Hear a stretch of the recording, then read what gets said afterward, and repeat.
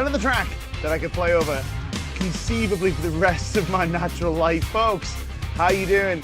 Nick Jennison, it's the Monday Guitar Show. Welcome on board. We're doing the thing that we do on Mondays, apart from last Monday, which is hang out and talk about the guitar. And today we are discussing another slightly philosophical aspect of guitar playing, which is, what do we think about when we play the guitar? Let me reframe this very slightly, because it's a bit of a nebulous topic. What I'm actually trying to answer, the question I'm trying to answer is, what should you be focusing on or thinking about when you personally are playing the guitar? Specifically, we're going to talk about improvising, but we also may extend this out to performing basically anything on the guitar. But if you are new here, I want to take a second and welcome you on board. We do this every Monday. We didn't do it last Monday. I apologize, and we'll get to that. But we do this every Monday. We hang out, we talk about the guitar.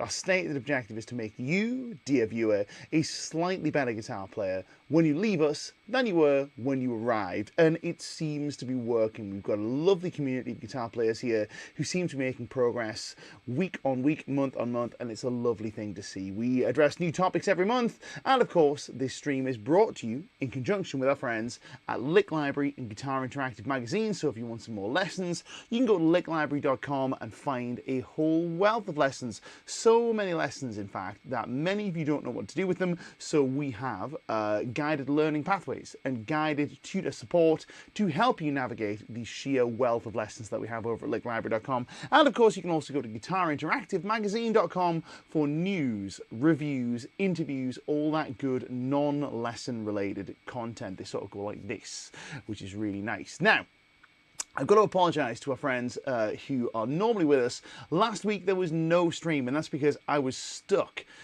in transport purgatory, let's say. So had a trip to Guitar Summit, as some of you will know. I was lucky enough to meet one or two of you guys there. Our friend Dreams, friend Paul, turned up. I'll be calling Paul from now on. I've been mispronouncing his gamer tag name for the longest time, but we'll get to that. Lovely to meet you, right? Just fantastic to meet you guys in the flesh. Those of you that came along, it's lovely to put faces to names, etc., etc.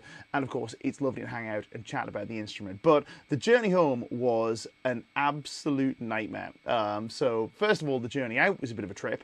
I was stood with Paul Hindmarsh, who is the main demonstrator man over at Line 6, and he is also flying from the same airport as me. So we were both delayed, we missed our transfers, we had to get later flights from Schiphol over to Frankfurt. It was a real pain, but nothing compared to the journey home. Suffice to say, when the stream came around, I was running through Amsterdam Schiphol Airport, and annoyingly, I had a pre-recorded stream that I'd made that I was going to upload, but because of the way the transfers worked out, I didn't have time to actually upload the thing, so no stream last week, which is a shame, but it's okay, we are here this week. So, we're going to get into the meat of today's stream in just a second, but first of all, let's say some quick hellos. I'm just aware that I need to cut my nails. They're kind of getting on my nerves a little bit, but hey, that's a me problem. So, first person through the door is PJ, followed by Timothy Appling. Great to have you on board, boys.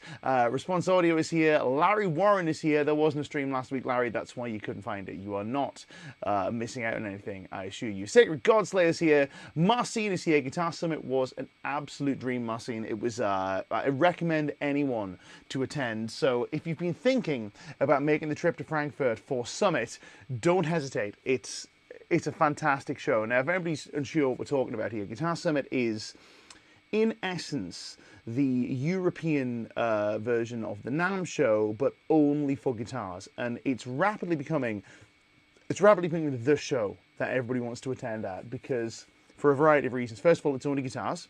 Secondly, all of the cool European brands are there, which is really great because it's a real difficulty getting European guitars and to some extent Asian guitars to the United States. It's just one of those things. The NAMM show is still going strong, by the way. Hope to attend this year. We'll find out, or next year rather, but we'll find out. It's always up in the air a little bit. But yeah, Summit is rapidly becoming the show to be at because in addition to all these cool brands being there, it's also a silent show, which means, it doesn't mean you're not allowed to talk. It means that the show is conducted under like no amps in the room conditions. It's a little like a silent stage in that regard, where you are expected, if you're exhibiting electric guitars or exhibiting electric guitar amplifiers or any electric guitar paraphernalia, that you will do so with headphones. And let me tell you, it makes a massive difference, both as somebody creating content, but also just as somebody being there with the show. You don't have NAMM fatigue at the end of every day. You can actually talk to people. You can actually take a close look at the stuff, because there's not somebody there trying to show you that he's the next Matteo Mancuso or whatever. That's fun. I'm pleased that people are having fun playing stuff on the booths at NAMM, but the noise, it's so much better. So yes, Summit, fantastic. If you've been thinking about going, just go. It's great. Helmet Strap is in the house. We've got something for you tonight, man. He's saying, looking for some tips. You like solos that are melodic and can be sung. I find it difficult to construct them, though. We're going to see if we can address a little bit of that today. Kim is in the house. Kim was also at Summit, managed to get home a lot more successfully than me, but it's good to see you. Kim's now tuning in from somewhere hot, as opposed to me, who's tuning in from somewhere hot, but only because I'm in a room full of valve amps, which is starting to heat up, but we'll get to that. Oh, I've got a little message coming in. Let me just make sure that I am on Do Not Disturb, because I don't want messages coming through while we are conducting our live streams. That's terrible. For some reason, my work focus allows messages through. It's a strange old thing. Cranker Tom is in the house. Lovely to see you. Behind his PRS. I thought about playing my PRSs today, but the Maybach won out because we've got this lovely truss rod cover on it. That's basically it. Hey, Nick and Shredder's got his Music Man JP 15 Purple Nebula. Great finish. Foghornish is tuning in with his yellow marigolds on. Not exactly conducive to guitar playing. I know what you mean, though. Kate Strange is here. Mark Crandall's here. My friend Nick Harrison's in the house. Mike Seedorf is here. Mark Crandall's just started John Connon's Ultimate Acoustic Workout. It's a great course. You should go and check that out. Vil is tuning in with his Gretsch G2215 with P90s. Super cool. We're in a P90 rabbit hole at the moment, me and my guitar playing buddies. My friend John was up this weekend, and this is John's 335, which has P90s in it. I assume it's still a 335 if it has P90s and dot inlays. I don't know. I think it's a 335. Either way, great guitar, but for the longest time it's been set up B standard, and he wanted to get it set up for open E. We're enjoying that. It's set us down a bit of a P90 rabbit hole. So if you guys have a favorite P90, let us know in the comments, because we want to know. We want to hear you. Cranker Tom, he's discovered Nembrini Audio as a software amp. That is cool, and if it's free, we love a bit of that. I'll be recommending that to my students. Top work. Our friend, I'm going to butcher this name, Takari, I guess, is tuning in. Great to have you. Block 18's here. Paul is in the house. I'm going to call you Paul from now on, because now we're friends. We've met. So I can call you Paul. Tom Ace is in the house. Marcin is playing his Custom 24. Very nice. Paul Dreams is playing his 51 Nocaster. Beaut. Very nice. Dylan Jessup's here. Kamadou 1962's here. My friend Ben is tuning in. Hit that extra G. Extra G, Ben. I effing dare you. Long story for that. I'll explain. My friend James from the gym is tuning in. James, is great to see you. Might see you in the gym later this week. Who knows? Like ships in the night. But he's part of a little barbell community, and a very big, very strong, very handsome boy. Who else do we have? Kathmandu 962 is playing his Ibanez RG440. Super cool. Mal Riley's here. Raphael is here. James Forge tuning in. Hey man, it's great to see you. Mike Seedorf, we've already spoke to, but Mike Seedorf is playing his Ibanez reissue RG565 orange. Super cool, right? We love those orange things, orange Ibanez guitars. My friend Nick, different Nick, this is Nick Hartley. I have several Nicks in my life. It's a little Nick community. Was recently looking at one of the new Ibanez reissues, and I think he plumped for an orange, if I remember rightly. It was orange versus purple. I was leaning him towards the orange, I think. If I remember rightly, it might have been yellow. I've got a terrible memory for this stuff, but orange Ibanez, super friggin' cool. Tom Ace, last thing we'll highlight, and then we'll get into the meat, says he was at a Guitar Summit. He had a chance to see Rabia Masad. He is such a nice guy and a genius, can confirm. He has to deal with issues because his gear didn't arrive in time. Oh man, geez, that's... sorry to hear that, but he was looking a bit stressed, and I couldn't quite put my finger on it. I thought maybe he's just a bit tired, but he was lovely. Beer's always a cool, like really nice, friendly guy to hang around with. And like you say, I think genius is warranted. I love his playing. I think he's the man. And I'm normally playing his amp, but my Super Kraken is poorly today, so we haven't got Super Kraken. We've got a little mini Kraken instead, but instead I'm playing through the Victory Super Sheriff, which is another favourite amp of mine. Anyway, we've waffled long enough. Let's get into the meat of the lesson. Now, here's the question. This is a big question that a lot of folks will ask themselves and have asked me many times over, which is, what do I think about when I'm playing the guitar? Or what are you thinking about, specifically talking to me, when you're playing the guitar?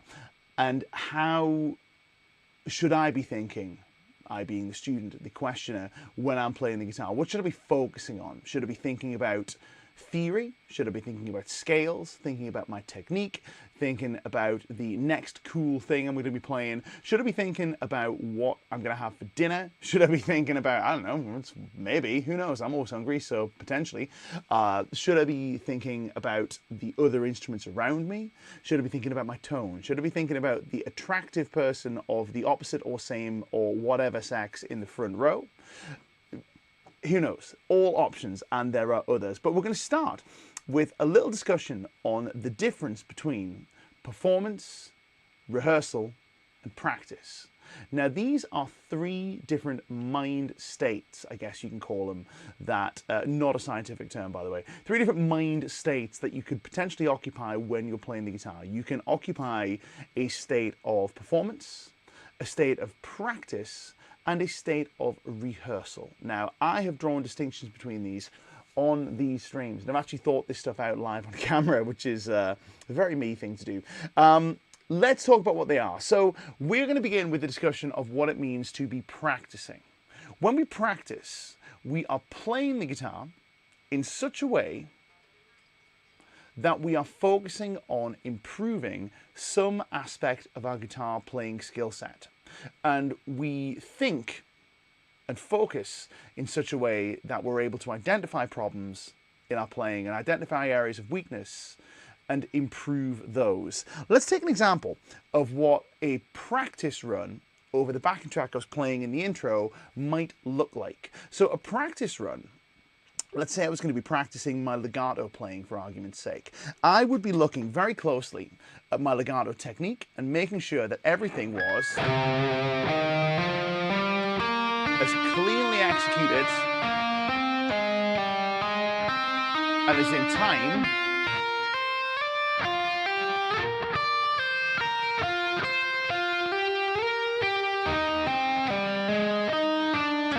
as I can get it. Now, I'm not actually worried about the musical content at this point, because all I'm doing at this point is I'm practicing my legato technique. Now, you can practice your phrasing, you can practice the musical content, but I'm not worried about recording the take that's going to make the album. As I often say to my students, this is not the take that is going to make it onto the album, so don't worry about that. This is all about focusing in such a way and observing your playing in such a way that improvement is the goal. That's what we're looking for. Now let me show you what it might look like if I played, like I say, a practice take over this backing track. This is me playing over this track, which is in C minor if you want to play along, in a practice mindset.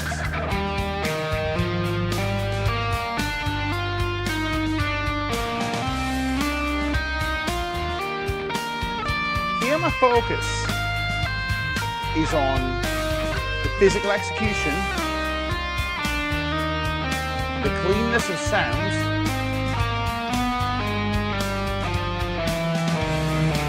I'm not concerned about the artistry per se, or playing anything that's terribly musically interesting. Let's turn up the speed a little bit. I may be trying to generate some new musical ideas, but my focus is really very much on the mechanics and the navigation aspect of the instruments.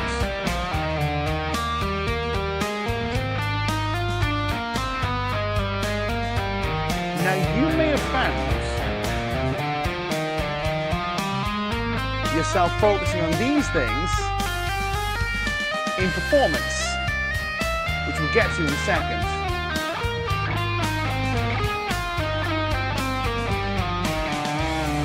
Or you may find yourself drifting into what we may call performance mode mid-practice, and we're going to get to that too. Here's one from our friend Transparent. He says, or they say rather, I don't know, it's easy to lose your concentration after 1 hour and suddenly a football pops up, a thought pops up about tonight's football game. Well, I practice 2 hours a day. I think it's okay. I'm only half focused. I'm actually going to head this off because, if you'll pardon the unintentional pun, I feel like it's normal to lose your concentration after an hour, and personally, I would only suggest practicing for a maximum of an hour at any given point.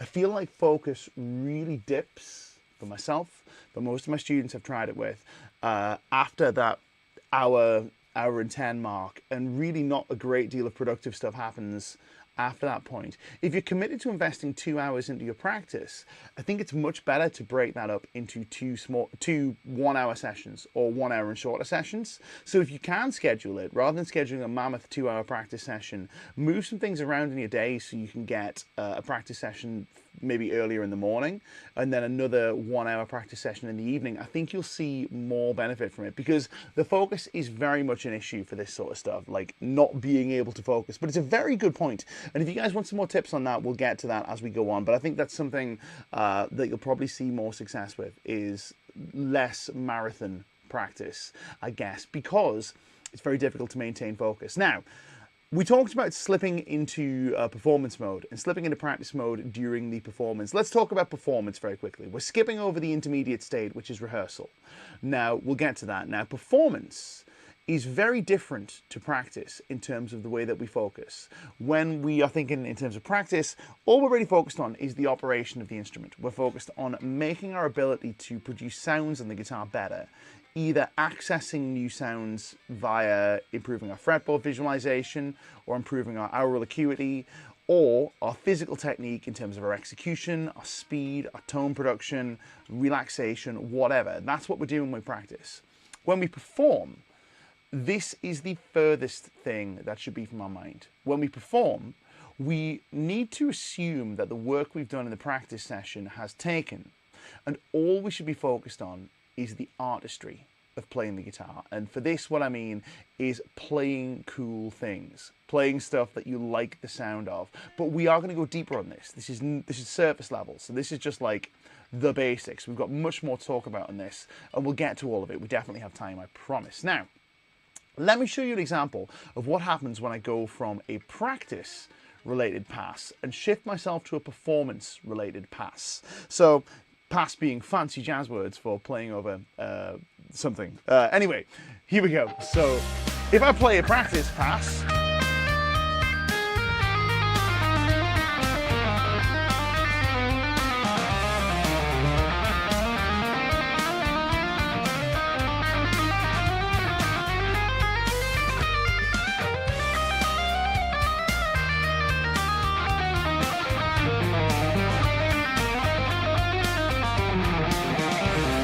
very practicey. Let's go to performance.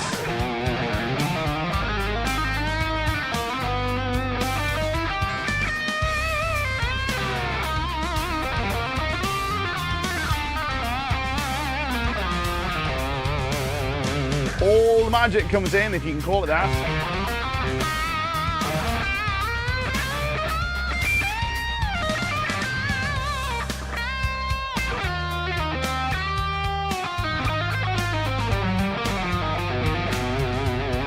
And now my focus is on making music.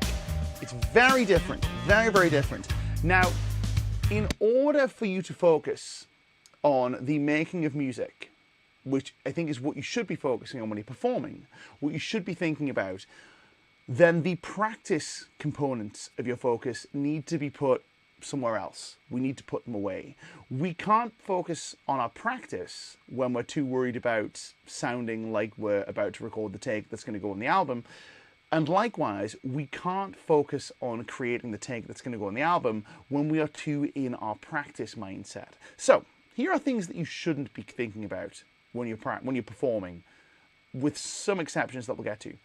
Your physical technique, scale shapes, I'm even going to go so far as to say certain note choices, certain conscious note choice approaches.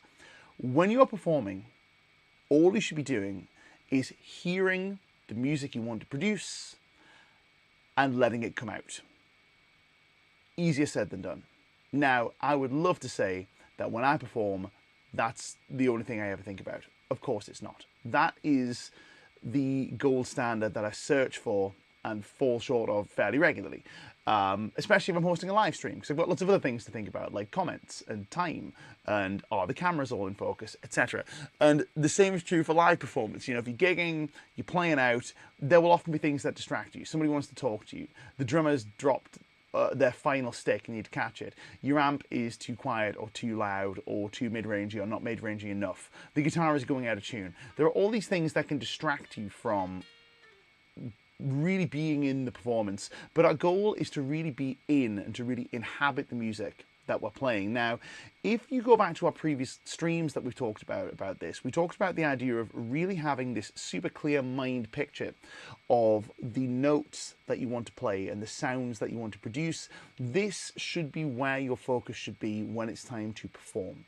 You should be thinking about sound and allowing the sound to come out. And this requires that you've put the hours in your practice, because in order to play something with that level of focus, or that kind of focus, it needs to be at an instinctive level. You can't be thinking, hey, I should do this cool thing right about now, or let me try this thing I've never tried before. This has to be things that just flow out of you. And when you start to think, hey, let me do something cool, inevitably it all falls apart. Now, I've experienced this so many times, it's not even funny, right? But I've talked about this before, where you can tell, or I feel like I can tell in my own playing when I'm watching myself back. If I watch these streams back and analyze how they went, I can tell when my attention has gone from a focus and a flow, where things are really just kind of coming out and they're feeling good, and I'm not really trying to make the guitar happen, versus when either I decide, hey, let me show everybody this cool thing I've been working on, or let me try something I've never tried before, but it might be fun to try it, or hey, let me just check the comments and make sure people are actually watching, or let me just check that the cameras are in focus, or let me just check that my audio is working. I can tell when the distraction comes in, and the good stuff usually happens when I'm undistracted. You might have heard this referred to as a flow state. Now, I'm not here to tell you how to access a flow state. There are people who are much more expert on the subject than me, but what I can tell you is the things you shouldn't be thinking about are the nuts and bolts of playing, and you also shouldn't be thinking about, hey, let me try something cool. Now, we're going to do this as a bit of an experiment. So if you have your guitars, make sure you've got them on your lap, make sure you can hear them, because we're going to try some stuff right about now. So what I'm going to get you to do is I'm going to get you to, in C minor, play me something without really trying to play something. It's that whole Matrix thing of like, stop trying to hit me and hit me. Let me show you what I'm talking about. So if I try and play stuff, what we might get is we might get something like this. It might be cool, it might not be, but I might get something.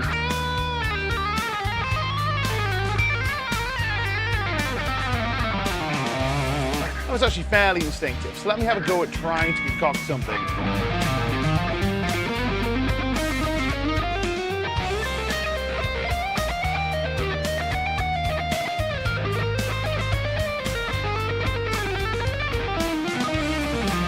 You can hear the timing was kind of, it started cool, but then it got a bit weird and wonderful.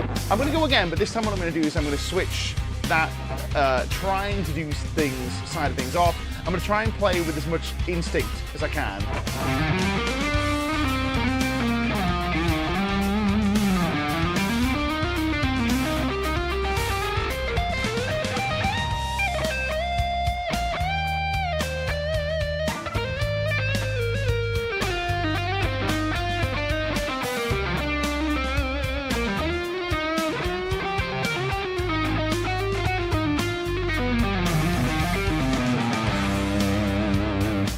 I feel like that was a much better pass, but you can be the judge. Now, I'm going to ask you at this point to do something similar. First of all, let's just play. No judgments, just play me some stuff. It can be anything you want, and then in a second I'm going to ask you to do something different.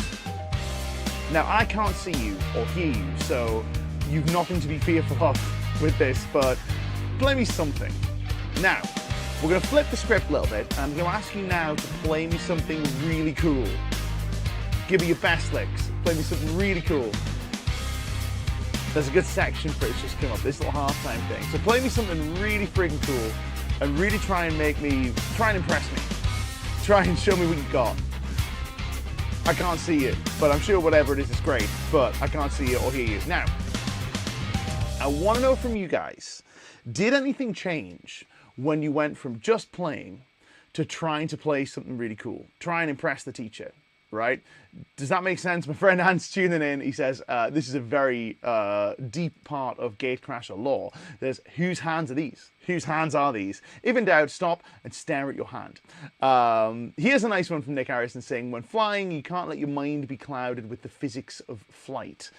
There you go, right? That makes a great deal of sense. Now, did anything change for you when you went from trying to play something, just playing, to trying to play something cool?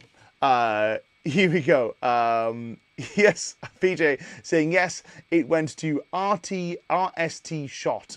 I think I know what that means. I think I know what that's code for. It usually does. Now, what we are dealing with here is a few things. First of all, our mind shifts from just playing music to executing techniques on the instrument, which is not the same thing. We've talked about this, it's not the same thing.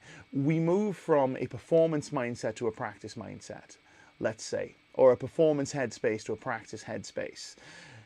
And performance is not the time for practice. Nobody pays to see you practice. And when you perform, when you release an album, nobody really wants to hear you practice. They want to hear your performance, if that makes sense. Now, the other thing that can cloud this is ego and anxiety, insecurity.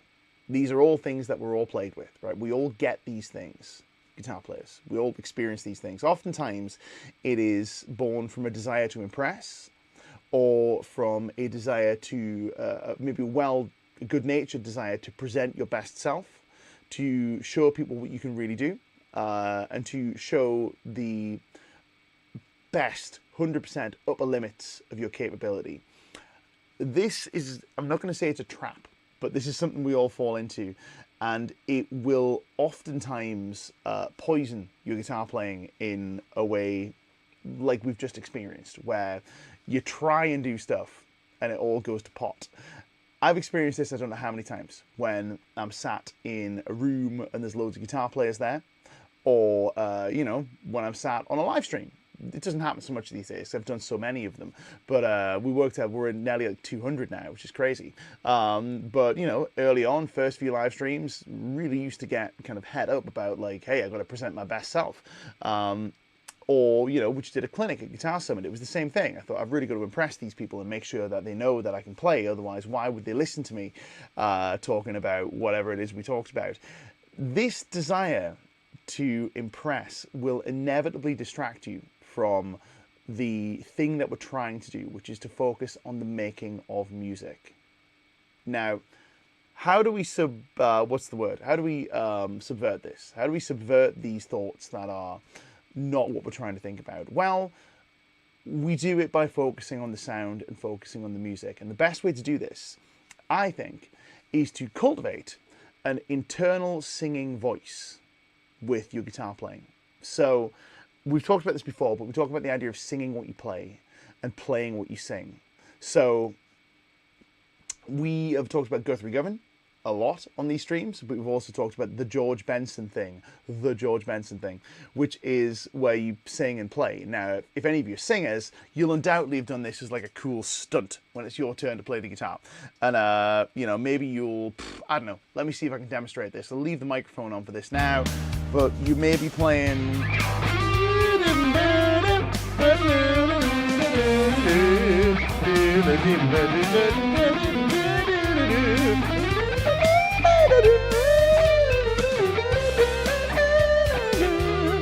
whatever that would be, right? We've all done that before this. of thing. If you haven't done it, it's a lot of fun. Now, what is happening here is a very interesting thing when you do this. If we do it not for the purposes of doing a stunt, of doing like a little showpiece, that to me it's up there with doing this in terms of like guitar tricks, show tricks, like playing the guitar behind your head, or my personal favorite, behind the back, is quite good fun. It's kind of one of those things where it can be a trick that you do on stage, but as an exercise and as a way of connecting with your inner musical voice, it's actually kind of invaluable. So what we can do is we can start to either internally, if we can, or externally if we have to, sing what we're playing. Now, this is something Guthrie talks about when he talks about the George Benson thing, where he does this. The question is always, is he playing what he's singing, or is he singing what he's playing? And the answer is yes. It's the same music, as Guthrie put it, the same music, but just coming out of two different instruments. And that is a really wise and very considered way of putting it, as you might expect from Guthrie Govan, because he's Guthrie, right? One of my favorites, in case you couldn't tell.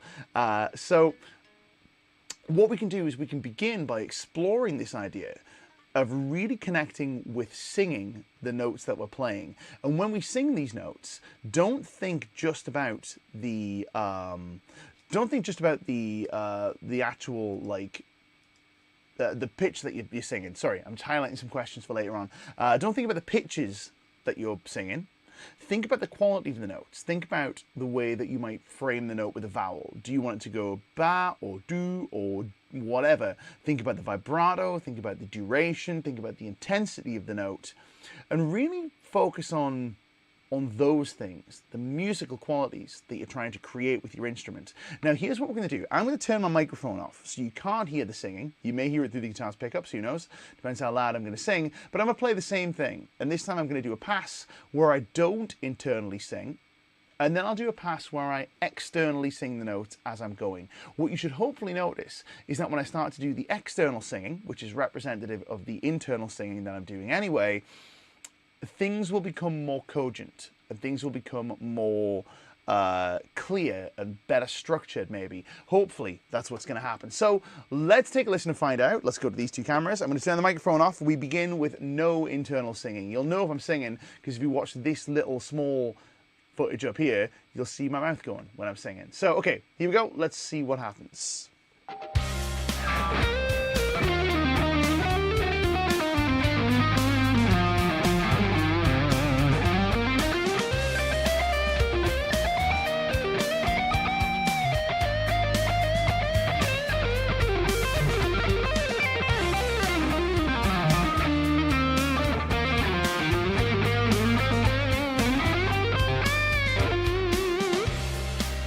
Fine, pretty cool in some places, but let me go to the internal sing.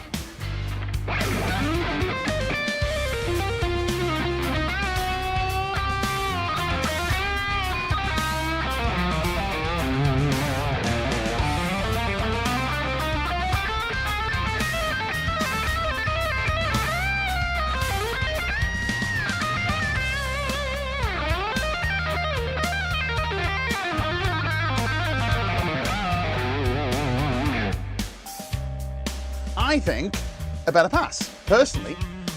Now, this is where I encourage you to do the same. So, if you haven't got your guitars, grab your guitars, because we're going to do this now. We're going to begin with just some playing, no singing aloud, just play your guitars, whatever comes out, comes out. We're in C minor, if anybody's wondering, C minor, this is where we're at. Okay, we're just playing. Now, in a moment, I'm going to challenge you to externally, i.e. sing out loud the notes that you're trying to play. Don't worry if they don't match up. It's not what we're trying to do here. It's not about perfection, it's about intent. Let's do that now. And I want to hear your results. I want to know in the comments. So we're singing the notes we're playing, or we're trying to sing the notes we're playing. Really connecting with what it is we're playing. All right. Let me know in the comments, do you feel like that was better when the singing happened? When the singing happened? Fingers crossed it did. Fingers crossed it did. Now, this is part of the it's part of the process of, you know, like what you should be thinking about when you're performing. It's really connecting you with the musicality of your playing. It's connecting you with the I guess it's removing your technique from the equation, let's say, because, or removing your here are cool things that I know from the equation, because I got a wild side eye from my girlfriend. That will happen. That will happen. I promise. But I wouldn't worry about it, right? They'll get used to it. I promise. Started singing violently. Well, if you're playing violent music, then maybe you need to sing violently. But the point with this is this singing can also be internal. And a great example of this, here's a great player to watch for this stuff, is if you watch any footage of Eric Steckel, fabulous player, you know, really a wonderful example of, let's say, the foundations of blues rock applied to their most ferocious logical extreme. So don't go there expecting Holdsworth, right? But if you want like really fierce, like Bonamassa-esque pentatonic ferocity, but just wonderfully well executed, wonderfully well structured, Eric's a great example of this. Great player. But what you'll notice is anytime Eric is playing, he's doing this. Because he's hearing the notes in his head and they're coming out on the guitar. But he's embodying these whole notes with his whole everything. So the music, if you could hear his voice, would be flowing out from his voice. He's imagining very clearly the notes he's playing as he's playing. Now, we'll get onto some more of this as we go, but here are some other considerations that you should be thinking about when you're playing. Another thing you can be considering is the connection between you and your audience. Now, this goes a bit further because sometimes you'll be playing without an audience. You may have an audience, you may not have an audience. If you don't have an audience, the next bit might not be super applicable, but let's remember something Herbie Hancock said on this, which was a question posed to him, which is jazz for the performer or for the listener? Who is it for? Is it for the musician? Is it for the listener? The player or the listener? And Herbie replied with, all music, including jazz, is always for the listener, but the player is the first listener. Genius. Herbie, come on. Amazing. Now, you may be your own audience with this, or you may have an audience, but you can feel, if you really know what you're, if you're really in this kind of musical mindset, you can feel the response of an audience to your playing. You can tell. You can tell if an audience is into what you're doing and if it's translating, or if they are either turned off or ambivalent to what it is you're playing, and you can adjust accordingly should you desire to. Now, this all depends on how much you want to make a connection with other humans with your guitar playing, but some would argue, myself included, that certainly playing live is about that connection. It's about sharing your musical self with others and making that little two-way street, right? You feed off the energy of an audience. You've ever heard that before? Have you ever been at a gig where you felt like, if you were in the audience, you felt like the band were feeding off your energy, or the players were feeding off your energy, or vice versa? You've been on stage and you fed off the energy of the audience. You can change your playing to better meet what the audience is vibing from. It's very hard to predict, but you can kind of tell. Now, I'm going to use a few examples for this, and I'm going to use a few examples of the way that I might structure my playing in different environments. So this is another aspect of the thought thing. What you should be thinking about is, are people getting this? Are people vibing off this? Or do I need to speak to them in a different language, let's say, or in a different tone of voice?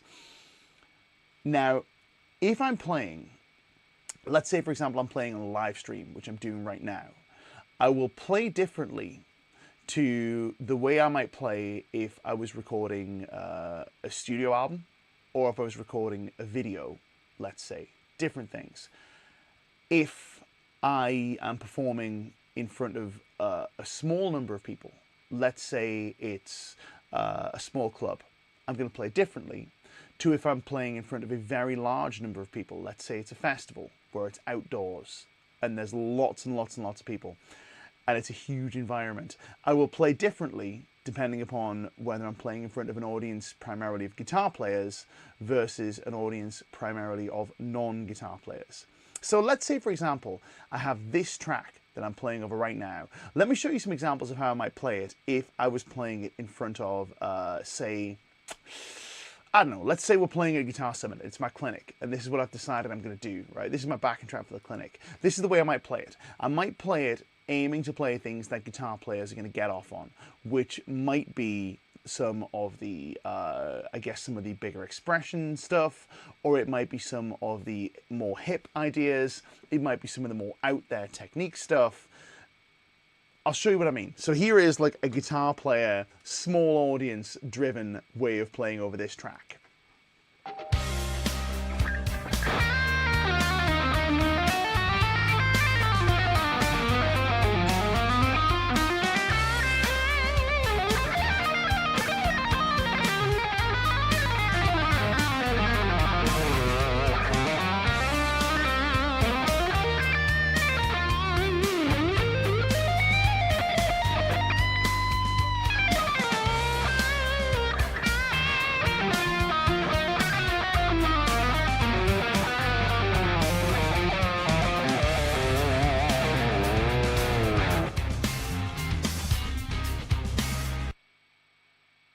Lots of stuff going on there, lots of, I'm not going to say outside stuff, but lots of complex ideas, lots of stuff that is rhythmically complex, or I'm trying to hit some changes that are cool, or I'm trying to imply some changes that aren't there, the old chromatic scales coming out, all that sort of good stuff. Now, if I try and play in a slightly different way, let me show you how I might do this when I'm playing for an audience that are large, maybe a festival crowd, let's say.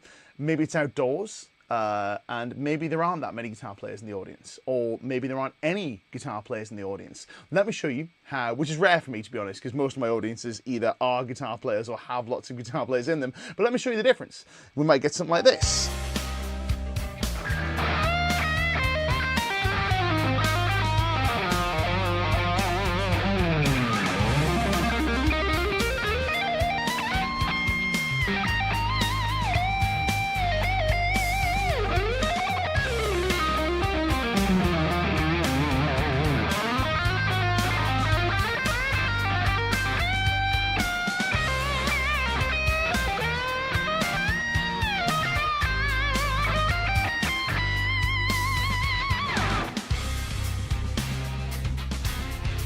Now, you may not have noticed too much difference there, but believe me, there was a significant difference in my mental approach for this. And this is just a question of experience. What I've noticed is that as the audience gets larger, as the venue gets larger, and as there are fewer guitar players in the audience, the ideas have to be simpler for them to translate. They have to be bolder, simpler, and more in, let's say, for them to really work. Paul Gilbert talked about this, and he talked about this idea of if you really want to be heard, certainly playing stadia, let's say, you should really think about being in time. And we talked about this in our timing thing. Now, this is not something that's such a huge deal in smaller settings. So you're playing in front of like 10 people, 20 people, 100 people. Smaller venues, let's say, or you're playing on a live stream where everyone can really pour over the notes that you're playing. But when it's a huge place and you've really got to reach that guy at the back of the room, these simpler ideas really translate. Our friend Takari preferred the second one and doesn't know why. I totally sympathize with you, man. Now, what I've noticed and where I've noticed this is when I've been playing these larger gigs, I've been playing some stuff that I thought was really cool.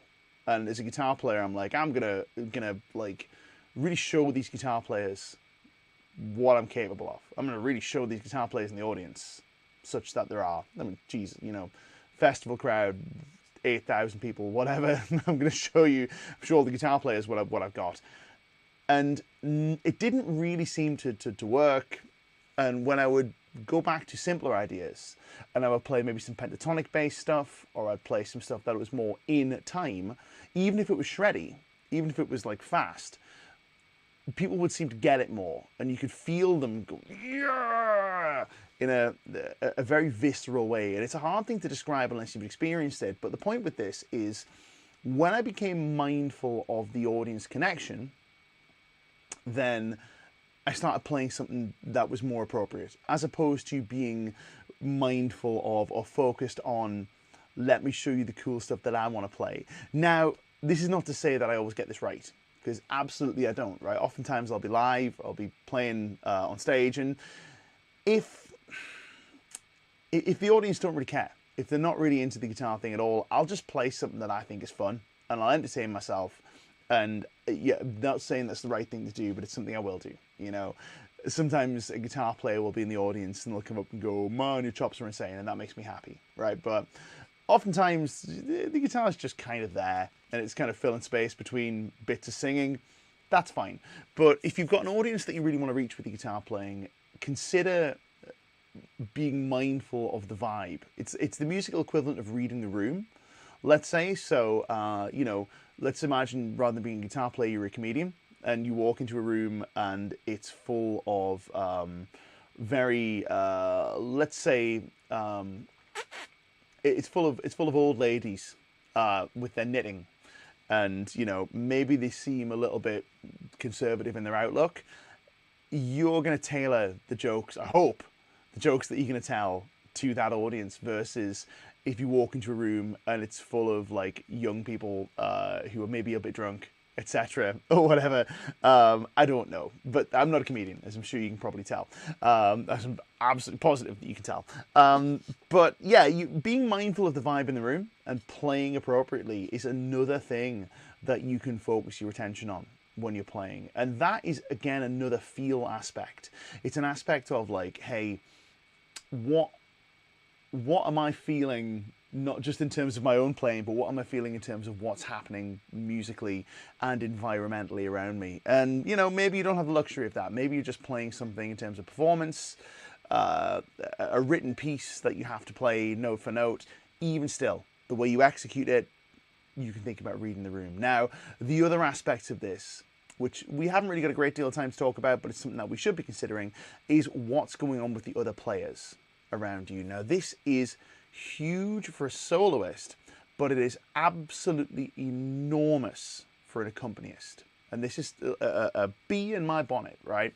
Is when you are accompanying, you should be asking yourself at all times, what am I doing to improve the point of focus here? If there is a singer, how am I making the singer look or sound better? If there is a soloist, how am I leaving space for the soloist while still supporting what they're doing? Same goes for the vocalist. If there is a drummer playing something, maybe the drummer is playing 16ths, right? I don't know. You then go, okay, I need to really lock in tight with those 16ths. Or I need to leave space for the drummer's 16ths. Or maybe it's funk and the drummer's playing 8ths. And you go, somebody needs to be the tambourine. It's going to be me. You know, this is something that the best players think about when they're accompanying. It's something that I would encourage you to maybe pay attention to. But this is, again, reading the room, musically speaking. But this time we're not reading the room in terms of the audience. We're reading the room in terms of the rest of the band.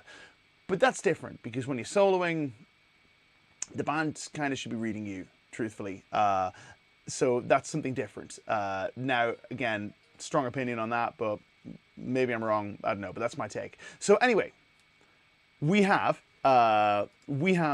enough time for some questions, and we've got some good questions coming in. So we're going to address those. Let's see what we got. So I've started a bunch of these up. I am going to start with this one from our friend Paul Dreams. Says, what, in your opinion, is the reason we feel so inspired and skilled alone in our own rooms, but tense and sloppy on stage? Can we train this somehow, or is it just routine? That is an absolutely enormous question, and a really great one.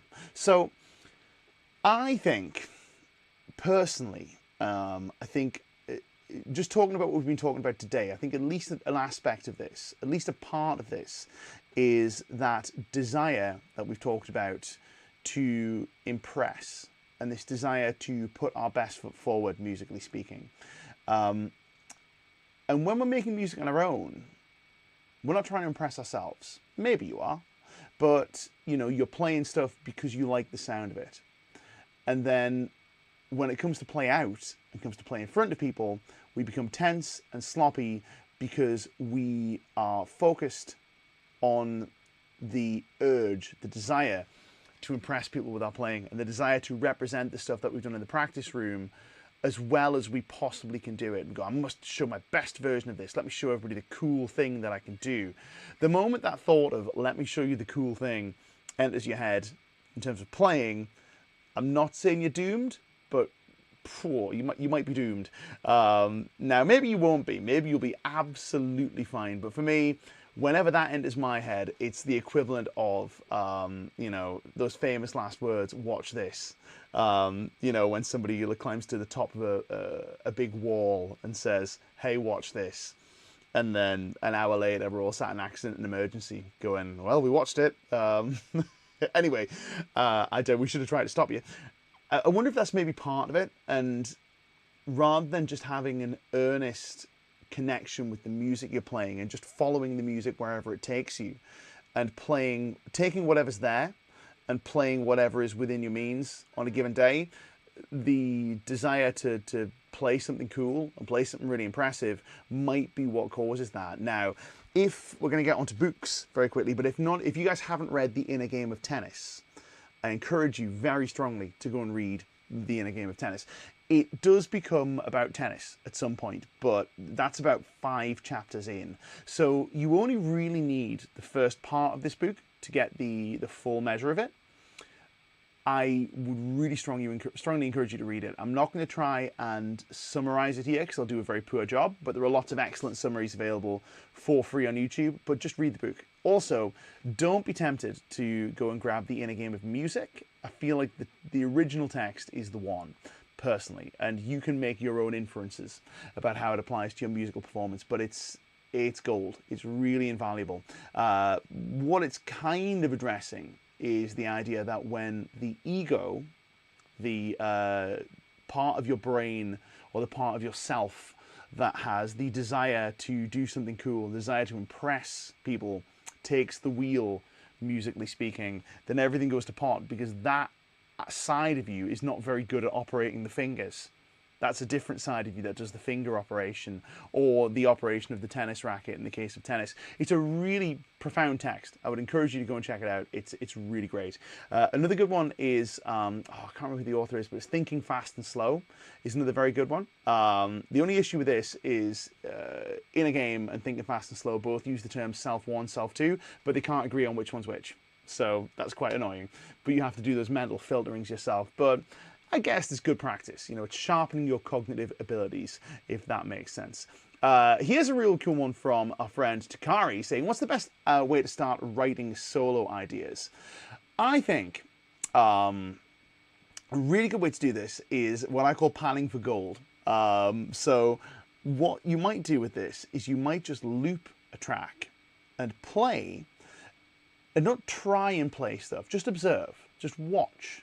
Like somebody watching an animal learning a trick, or like watching a child learn to walk, or learn to play a sport, or a teacher watching a student experiment, any of that stuff. You watch your own playing with distance, but also with close observation. You don't try and change it, you just watch it, and you're watching for something cool. And when something cool happens, stop and go, what was that? And do it again. And whatever that cool thing was, do it again. And then play it, and play it, and play it, and play it. And then try and move it around, move some parts, and see what happens. Let me show you what I mean. So I'm going to do some filtering for gold as I play back over this track once again. And we'll just see what happens. It may take a while, it may be instant.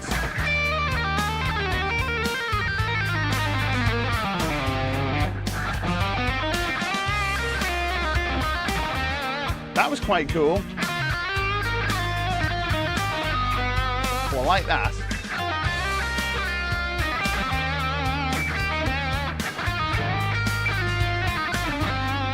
Yeah, that's fun. Maybe I'll match the chord changes.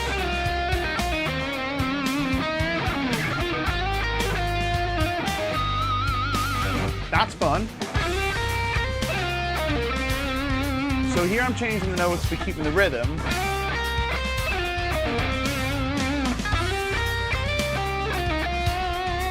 That's fun.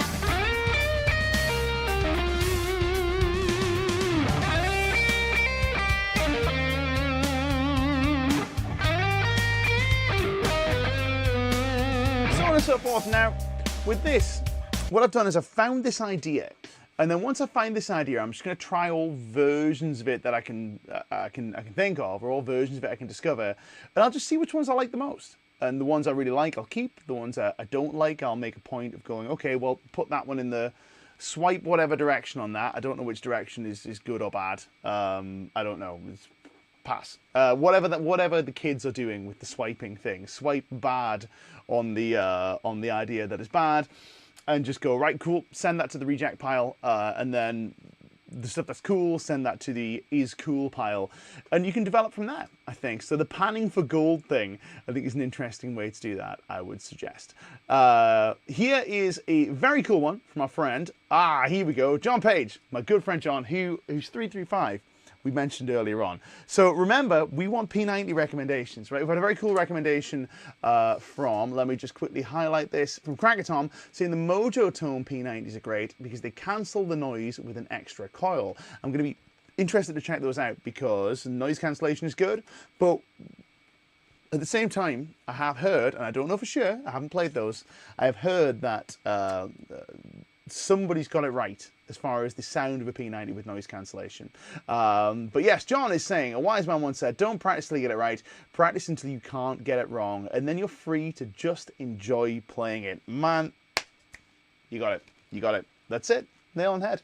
It's one of the reasons why I'm so torturous with the band that John and I play in when it's time to rehearse, because it's like, no, keep practicing until you can't play it wrong, and then you can just vibe in the room and you can have fun rather than worrying about actually playing the thing. So anyway, folks, we've run clean out of time. I'm going to say goodbye, but thank you so much for tuning in. It's been a lot of fun. We are back every Monday. Last Monday was a blip. Don't worry, we are back here every Monday. We shall be returning next week with a new topic. So we're a week out of sync. We'll be returning with a brand new topic for you guys next week. But I've really enjoyed doing these more philosophical type streams. If it's something you guys are more interested in hearing more of, let us know. Or if you want to hear something different, let us know too. We'd love to hear from you. Don't forget, you can watch these videos back at your leisure. You can watch the whole bunch of them on the Lick Library YouTube channel. Don't forget to subscribe on the way out the door. Comment and let us know what you want to hear from us. In the meantime, this stream's been brought to you by Lick Library, Guitar Interactive Magazine. My name's Nick Jennison. We will see you guys next week. Let's play out on this track and let's see how cool we can make it. Oh, I've cursed myself. Let's see how not trying to be cool we can make it.